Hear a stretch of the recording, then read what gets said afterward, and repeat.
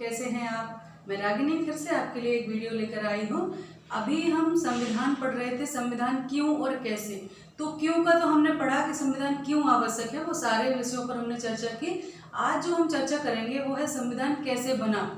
संविधान कैसे जो हमारा है उस पर हम चर्चा करेंगे, कैसे बना, इसकी क्या कार्यविधि रही, कैसे कैसे इसका निर्माण हुआ और कहाँ कहाँ से क्या चीज़ें इसमें सम्मिलित की गई, इस पर हम चर्चा करेंगे। तो सबसे पहले आइए देखते हैं संविधान कब बना, कैसे बना।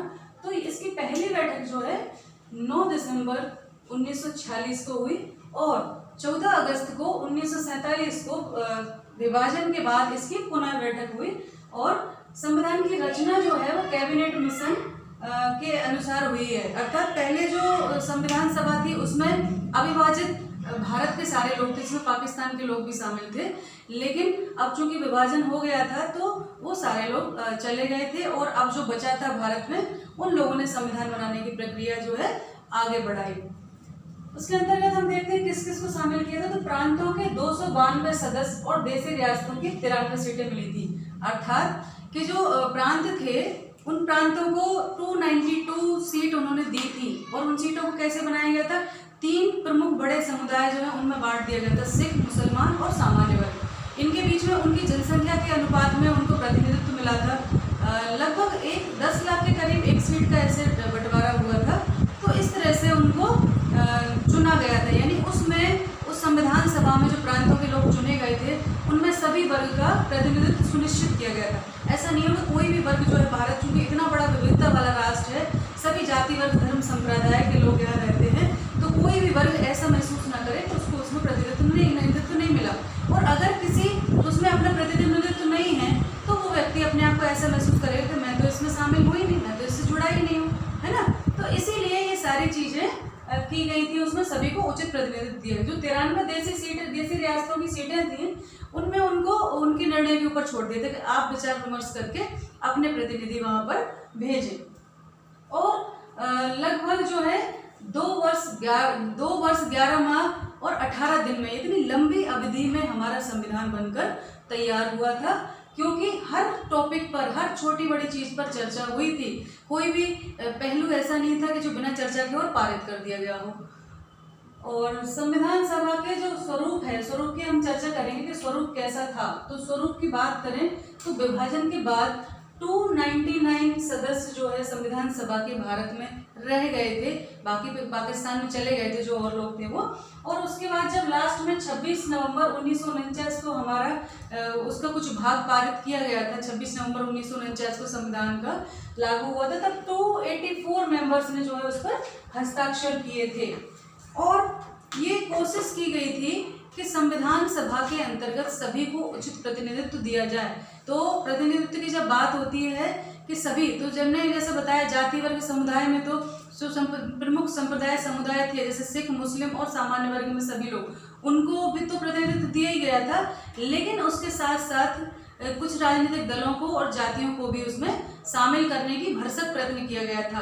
तो इसी के अंतर्गत हम देखें कि विभाजन के बाद चूंकि और कोई राजनीतिक दल तो बचा नहीं था, सिर्फ कांग्रेस का ही जो है कहेंगे अपन बहुमत था या पूरा प्रभाव था कांग्रेस का ही उसके ऊपर, है ना। और जो अनुसूचित जाति थे उसके 28 मेंबर, उसके 28 सदस्य जो है शामिल थे उसके अंतर्गत। तो हम देखेंगे प्रतिनिधित्व देने की पूरी कोशिश की गई थी।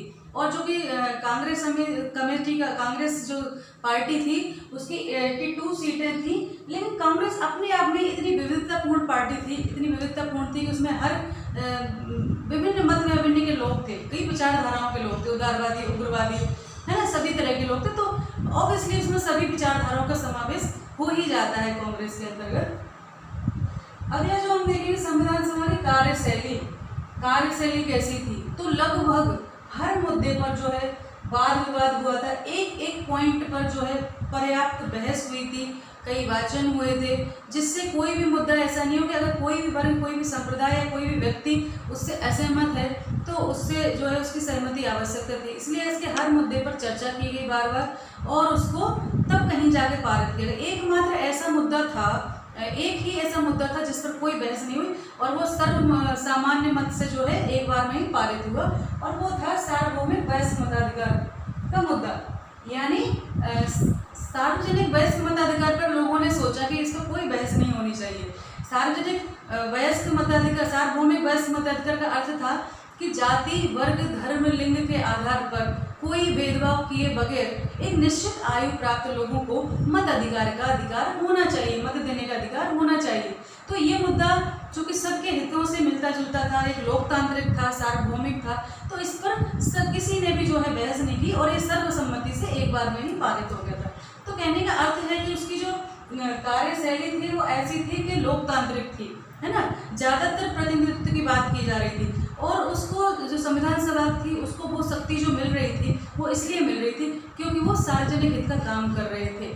सभी वर्गों का प्रतिनिधित्व उनको प्राप्त था और उनको पूरा सम्मान और सपोर्ट मिल रहा था। सारे पत्रकार वर्ग, जो अखबार वाले थे उनको और आम जनता को उसमें आने का पूरी तरह निमंत्रण था, वो आ सकते थे, कार्यविधि को देख सकते थे।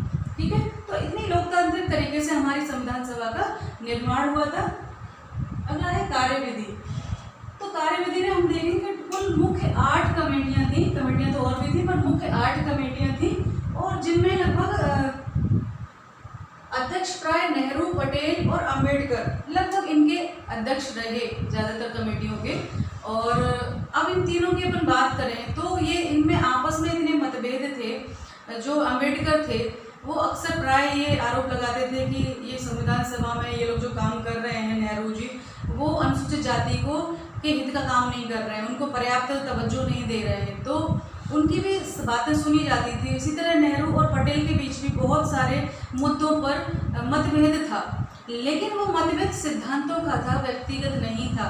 व्यक्तिगत मतभेद पर कभी भी उनके बीच में आड़े नहीं आया, कितने भी मतभेद हों लेकिन सभी मिलकर काम कर रहे थे। और आप देखें अंबेडकर जी जो थे उनको और पटेल को और नेहरू की प्रमुख भूमिका थी और तीनों के मत अलग अलग थे, फिर भी सब साथ मिलकर काम कर रहे थे और एक मत होकर सर्वसम्मति से वो संविधान भी पारित कराने में सब तीनों का बहुत योगदान रहा है। तो कहने का अर्थ था कि जो कार्यशैली थी, उनकी जो कार्यविधि थी वो लोकतांत्रिक थी और हर मुद्दे पर उन्होंने, भले ही उनके व्यक्तिगत मतभेद हो, लेकिन व्यक्तिगत मतभेदों से परे उठकर उन्होंने सार्वभौमिक मत के लिए हर सैद्धांतिक, जहाँ सैद्धांतिक मतभेद थे उन पर जो है बराबर से विचार विमर्श किया गया और वाद विवाद के द्वारा ही ये संविधान जो है पारित किया गया। कुल 166 दिन तक ये बैठकें चली, 166 डेज तक लगातार ये बैठकें चलती रही, हर मुद्दे पर बैठक हुई, चर्चा हुई और तब जाके कहीं कोई भी मुद्दा जो है, कोई भी सिद्धांत जो है वो पारित किया गया।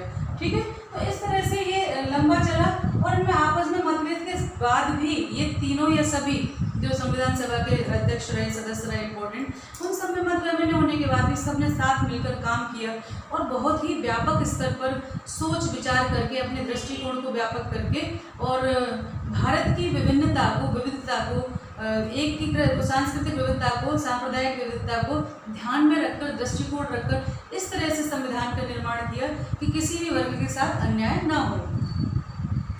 हम बात करेंगे राष्ट्रीय आंदोलन की विरासत। तो कोई भी संविधान जो है किसी संविधान सभा के बस बलबूते की बात नहीं है कि वो उसका निर्माण कर ले। केवल संविधान सभा के उस पे आधार पर कोई संविधान का निर्माण नहीं होता है। संविधान सभा इसलिए बनाई जाती है कि वो सारे लोग मिलकर काम करें, लेकिन उसके जो विचार हैं, जो सिद्धांत हैं, जो प्रेरणा स्रोत हैं, वो सारे पहले ही कहीं ना कहीं शामिल होते हैं। तो हमारे जो संविधान के प्रेरणा स्रोत थे वो हमारा जो स्वतंत्रता आंदोलन था जो करीब 100 वर्षों तक चला, तो उसके जो सारे सिद्धांत थे जिन पर चर्चा पहले ही हो चुकी थी, क्योंकि जो आदर्श लेकर हम चल रहे थे, जो अपनी मांगें लेकर हम चल रहे थे स्वतंत्रता आंदोलन के दौरान, उन पर पहले ही पर्याप्त चर्चा हो चुकी थी और उसके बाद वो आधारभूत मूलभूत सिद्धांत उठाए गए थे कि इन पर हम जो है मांगें रखेंगे और इसके आधार पर भारत का भविष्य निर्माण होगा। तो वो सारे आदर्श, वो सारे सिद्धांत स्वतंत्रता आंदोलन के समय में जो स्वतंत्रता और समता की बातें, बंधुत्व की बातें जो हम कर रहे थे, वो सारी चीज़ें इसके अंतर्गत शामिल की गई। तो कहने का अर्थ है कि जो हमारा संविधान है वो हमारी जो स्वतंत्रता आंदोलन है उसकी विरासत जो है उसको समझ सकते हैं कि ये उसकी विरासत है, क्योंकि उन्होंने जो मूल सिद्धांत आदर्श हमको दिए थे वो हमने यहाँ पर लागू किए। आगे है संस्थागत व्यवस्थाएं। संस्थागत व्यवस्थाओं में संस्थाएं कौन सी हैं? जैसे हमारी कार्यपालिका, व्यवस्थापिका, न्यायपालिका, है ना, ये अंग जो है, तो इन पर जो है इस तरह से व्यवस्थित किया जाए, इस पर बहुत गंभीर पर चर्चा हुई और काफ़ी व्यापक स्तर पर इसके जो अप डाउन्स देखे गए कि क्या इसके वो हानि हो सकती है, क्या लाभ हो सकते हैं। तो इनको इस तरह से व्यवस्थित किया गया, सभी के अधिकारों को इस तरह से लागू किया गया कि एक दूसरे से ये टकराए नहीं और पूरी तरह से ये एक साथ एकबद्ध होते हुए भी स्वतंत्र रहें, है ना, एक दूसरे को साथ लेकर चलें, है ना। कि अपने यहाँ जो है शक्ति पृथक्करण का सिद्धांत वैसा नहीं है जैसा कि अमेरिका में है कि तीनों बॉडीज अलग अलग है। हमारे यहाँ तीनों अलग होते हुए भी एक दूसरे में समन्वय है। तो इस तरह से ये तीनों संस्थाओं को व्यवस्थित किया गया था, उनकी शक्तियों को इस तरह से व्यवस्थित किया गया था कि एक दूसरे की राह में रोड़ा भी नहीं हो और तीनों मिलकर साथ काम करें। तो हमारे यहाँ जो व्यवस्थापिका है, कार्यपालिका ने तीनों को स्वतंत्रता पर्याप्त दी गई है ना। तो इस तरह से काम किया गया, तीनों अंगों में संतुलन बना रहे, इसका पूरा प्रयास किया गया है। भारतीय संविधान जो है वो चूँकि उस समय विभाजन की त्रासदी भी झेल रहे थे, यानी 1946 में दिसंबर में पहली बैठक हुई थी और अंतिम जो है आप देखो 26 नवंबर 1949 को हमारा लागू हुआ और उसके बाद भी चला। 1950 में जाके हमारा राष्ट्रपति और राष्ट्रगान ये सब शामिल किए हैं 24 जनवरी 1950 को, और 26 जनवरी 1950 को अंतिम रूप से वो जो है प्रवर्तित हो गया। तो इतने लंबे समय तक 2 वर्ष 11 माह 18 दिन चलने के बाद सारे घटनाक्रम भी साथ साथ चल रहे। होता है ना कि हम कहते हैं कि परिस्थितियाँ विपरीत हो गई, तो परिस्थितियाँ इन लोगों के जो संविधान निर्माता थे उनके साथ भी बहुत विपरीत थी। इन लोगों ने जो है विभाजन की भीषण त्रासदी देखी और उससे उत्पन्न हिंसा भी देखी कि किस तरह से हिंसा के कारण जो है जनधन को कितनी हानि हुई, और इनका दृष्टिकोण इसलिए और भी व्यापक हुआ कि कोई भी ऐसा वर्ग न रह जाए कि जो शोषित रहे। तो इन्होंने अल्पसंख्यकों को भी पर्याप्त संरक्षण दिया है कि उनको भी नागरिकता के समान अधिकार दिए जाएं और वो अपने सिर्फ अल्पसंख्यक जाति ही नहीं, सिर्फ उनके धर्म को भी प्रश्रय दिया गया कि सभी अपने धर्मों को मानने के लिए स्वतंत्र हैं। तो भारत जैसा व्यापक दृष्टिकोण लेकर ये संविधान का निर्माण हुआ था, इसीलिए शायद आज भी जो है ये इस पर संदेह नहीं किया जाता, हमारे संविधान को बहुत सम्मान की दृष्टि से देखा जाता है और विश्व का सबसे लंबा लिखित जो है संविधान होने का गौरव भी हमारे संविधान को प्राप्त है।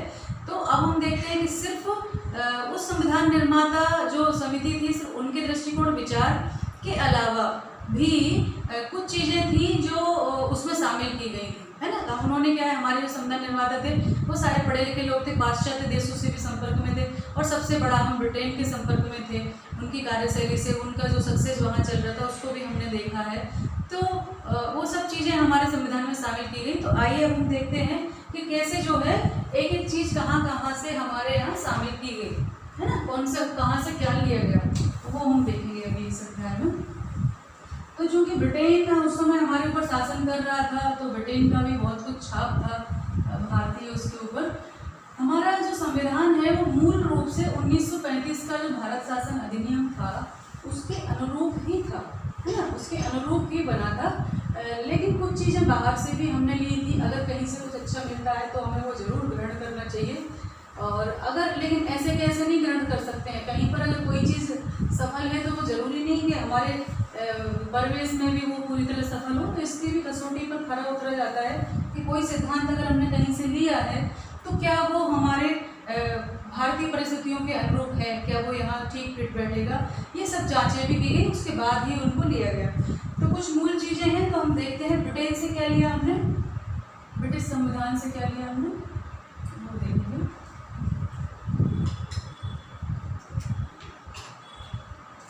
तो ब्रिटिश संविधान से लिया गया ब्रिटिश संविधान, यहाँ से हमने लिया है वो है सबसे पहले बहुमत का शासन, बहुमत प्रणाली, यानी जो चुनाव है उसमें जिसको सबसे ज़्यादा वोट मिले वही जो है विजित होता है, वही निर्वाचित माना जाए। ये हमने कहाँ से लिया है, ब्रिटेन से लिया है।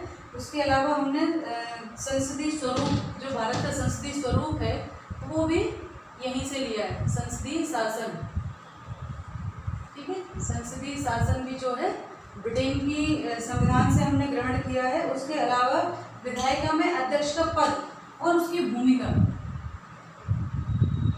अगला है विधायिका में अध्यक्ष का पद एवं भूमिका।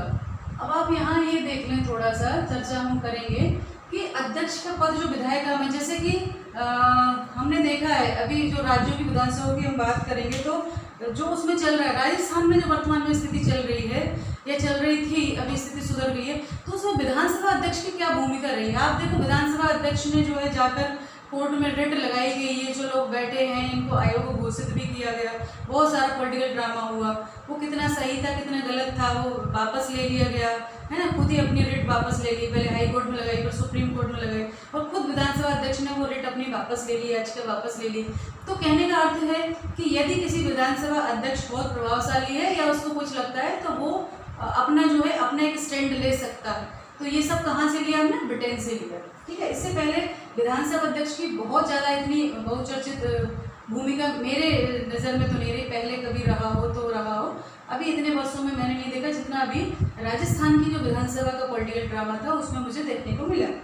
हम एक राजनीति विज्ञान के स्टूडेंट होने के नाते, चूंकि हमारा विषय राजनीति विज्ञान है, तो हमें अपना दिमाग और दिल खुला रखना चाहिए बिल्कुल, और सभी चीज़ों पर नज़र रखनी चाहिए हमारे आसपास। सिर्फ हमारा विषय जो है वही नहीं है विधानसभा और लोकसभा, हमारा विषय हमारे आसपास के जो नगर निगम है, नगर पालिकाएँ हैं, इवन पंचायत है। हम अपने पंचायत को भी बहुत गहराई से अपने अध्ययन कर सकते हैं, प्रैक्टिकली अध्ययन कर सकते हैं कि वो कैसे, पंचायती कार्यप्रणाली क्या है और क्या उसमें है और क्या हो रहा है। ये सारी चीज़ें हम अपने प्रैक्टिकल देख सकते हैं अपने आसपास। अगर गांव में आप रहते हैं तो आप अपनी पंचायत को देख सकते हैं, अपनी ग्राम सभा को देख सकते हैं, कैसे कार्य करती है, जरूर देखना चाहिए, क्योंकि हम राजनीति विज्ञान के स्टूडेंट हैं तो हमें अपना जो दृष्टिकोण है वो व्यापक रखना चाहिए, बिल्कुल पैनी नज़र रखनी चाहिए। और राजनीति विज्ञान पल पल बदलता जो है विषय है, इसमें कभी भी कुछ भी हो सकता है। आज मैं आपको जो पढ़ा रही हूँ कल पता नहीं कितनी चीज़ें बदल जाए, है ना। तो इस तरह से हमें ध्यान रखना चाहिए। तो इसी क्रम में मैंने देखा था ये बात टॉपिक विधानसभा अध्यक्ष की बात आई तो मैंने राजस्थान का जो विधानसभा अध्यक्ष है उनका पूरा पिक्चर और जो ड्रामा है वो दिमाग में एकदम से सामने पिक्चर आ गया।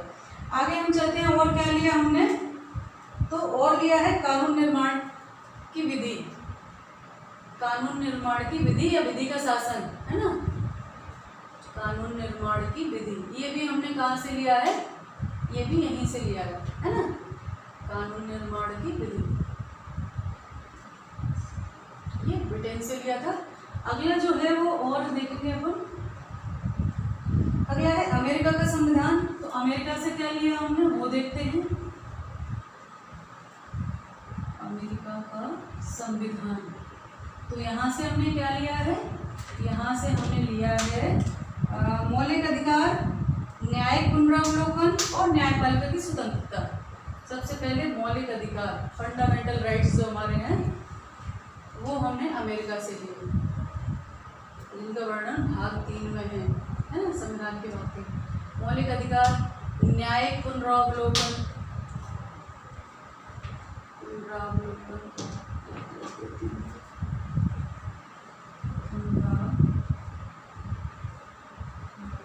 ठीक है। और क्या लिया हमने, और लिया है हमने न्यायपालिका की स्वतंत्रता, न्यायपालिका की स्वतंत्रता।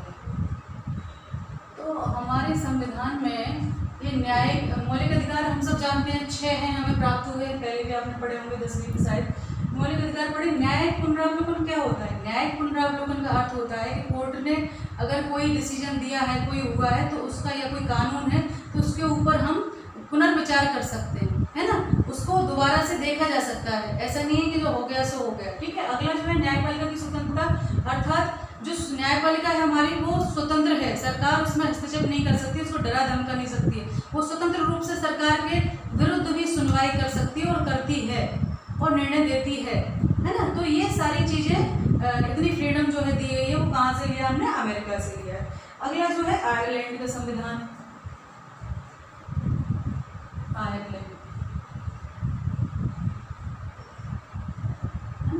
आयरलैंड का संविधान। तो यहाँ से हमने क्या लिया है, यहाँ से हमने कुछ ज़्यादा नहीं लिया, यहाँ से हमने लिया नीति निर्देशक तत्व, नीति निर्देशक तत्व। ये क्या है, ये नीति निर्देशक तत्व जो है संविधान में दिए गए हैं। तो ये सरकारों के लिए है, राज्य और केंद्र की सरकारों के लिए कुछ ऐसे बिंदु दिए गए हैं कि सरकारें इनको पालन करेंगी। यानी लोक कल्याण करके लोक हित के जो है नियम है सारे, जो निर्देश दिए गए हैं कि जब सरकार कोई भी अपनी कानून बनाए या कोई परियोजना क्रियान्वित करे, प्लानिंग लाए, तो उसमें इन सब चीज़ों का समाहित होना चाहिए, जिसमें है कि काम की मानवोचित दशाएं हैं, सामाजिक न्याय है, निःशुल्क विधिक सहायता है, बालकों का स्वतंत्र विकास है ना, स्त्री पुरुषों को समान वेतन है, उसमें समान भागीदारी है श्रमिकों की, कुटीर उद्योग। तो ये सारी चीज़ें कुल मिला के लोक हित की, आम जनता के हित की सारी बातें हैं। और सरकार से ये अपेक्षा की जाती है कि जब वो अपने नियम कानून या कोई प्रोजेक्ट लाएगी या कोई कानून बनाएगी तो उनमें इन चीज़ों को जरूर शामिल करे, ऐसी अपेक्षा की जाती है। तो ये सरकारों के लिए है। और अगला है फ्रांस का संविधान। तो फ्रांस के संविधान से हमने क्या लिया है? फ्रांस का संविधान, यहाँ से हमने लिया है स्वतंत्रता, है ना, और क्या लिया? स्वतंत्रता, समानता और बंधुत्व। स्वतंत्रता, समानता और बंधुत्व, ये तीनों आपस में मिले जुले शब्द हैं, एक के बिना दूसरे की प्राप्ति नहीं हो सकती। अगर हमें खाली स्वतंत्रता दी जाए, इक्वालिटी नहीं हो, तो भी समाज नहीं चलता। स्वतंत्रता के बिना समानता अधूरी है, समानता के बिना स्वतंत्रता अधूरी है, और बंधुत्व इन सब की मूल भावना है। तो कहने का अर्थ है ये तीनों जब होंगे तभी एक अच्छे समाज की स्थापना की जा सकती है। ठीक है, तो ये फ्रांस के संविधान से लिया था हमने। और जो चीज़ें ली थी वो कहाँ से ली है? फ्रांस के कनाडा का संविधान। तो कनाडा से हमने क्या लिया है? कनाडा का संविधान यहाँ से लिया है हमने, शक्ति पृथक्करण लिया है, अर्थसंघात्मक व्यवस्था ली है यहाँ से, है ना, और अवशिष्ट शक्तियाँ, अर्धसंघात्मक व्यवस्था, और क्या लिया है? अर्धसंघात्मक व्यवस्था, और क्या लिया है हमने यहाँ से? अवशिष्ट शक्तियाँ, अवशिष्ट शक्तियाँ ली हैं। हमारा जो भारत है वो एकात्मक होते हुए संघात्मक है, अर्थात पूरी तरह से संघात्मक नहीं है। संघात्मक का अर्थ होता है कि सब अलग अलग हों, यानी सभी राज्य जो है जुड़े हुए हैं लेकिन फिर भी अलग अलग है, सबकी अपनी सरकारें हैं, और यहाँ दोहरी नागरिकता होती है, यानी राज्य की अलग नागरिकता है और केंद्र की अलग नागरिकता। पर हमारे भारत पूरी तरह से संघात्मक नहीं है, अर्धसंघात्मक है। हमारे यहाँ एकल नागरिकता है ना, हमारे यहाँ दोहरी नागरिकता नहीं है, दोहरा संविधान नहीं है, हमारे यहाँ एकल नागरिकता है, एकल संविधान माना जाता है। और सभी राज्यों को एक पर्याप्त सीमा में छूट भी है, लेकिन वो सब केंद्र सरकार से बंधे भी हुए हैं। और ये जो अवशिष्ट शक्तियाँ हैं ये केंद्र को प्राप्त हैं। कुछ ऐसी शक्तियाँ हैं जो जिन पर केंद्र का जो है वर्चस्व रहता है। तो ये सारी चीज़ें हमने वहाँ से ली। इसके अलावा बहुत कुछ और भी चीज़ें दूसरे देशों से ली गई हैं, जिनमें रूस से जो है कर्तव्य लिए गए हैं, है ना, मौलिक कर्तव्य जो है हमारे वो रूस से लिए गए हैं, मौलिक कर्तव्य, है ना, और बहुत सारी चीज़ें जो अलग अलग। लेकिन क्या हमारा जो संविधान ये सब दूसरों की देन है? नहीं, हमारा संविधान हमारी खुद की देन है। हमने इन सब चीज़ों को अपने हिसाब से अपने परिवेश में ढालने की कोशिश की है, और भारत के संविधान निर्माताओं ने ये पूरी कोशिश की है कि इनको इस तरह से समायोजित किया जाए कि भारतीय जनता के हित में, भारतीय प्रकृति के हित में ये सारी चीज़ें हों। और पूरी तरह से अगर अपन बात करें कि भारतीय संविधान का आईना जो है वो संविधान की उद्देशिका है।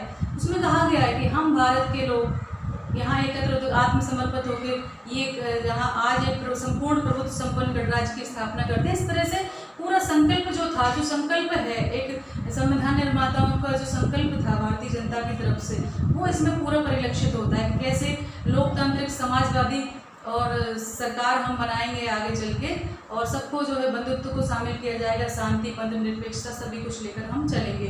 तो भारतीय संविधान एक बहुत व्यापक लिखित संविधान है और बहुत अद्भुत भी है।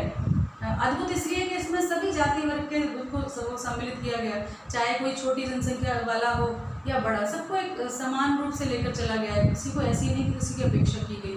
तो इसके साथ ही ये अध्याय कंप्लीट होता है। आशा करते हैं आपको पसंद आया हो। कुछ और पूछना हो तो आप मुझे ये जो नंबर इसमें दिया रहता है इस पर व्हाट्सअप करके मैसेज डाल सकते हैं। तुरंत ही आपको आंसर शायद ना दे पाऊँ तो कुछ समय बाद दे पाऊँ, पर मैं आपके आंसर ज़रूर दूँगी। और यहाँ कमेंट बॉक्स में जाकर भी आप अपनी बात कह सकते हैं। इसके साथ ही नमस्कार सभी को, अपना ध्यान रखिए और पढ़ाई करते रहिए।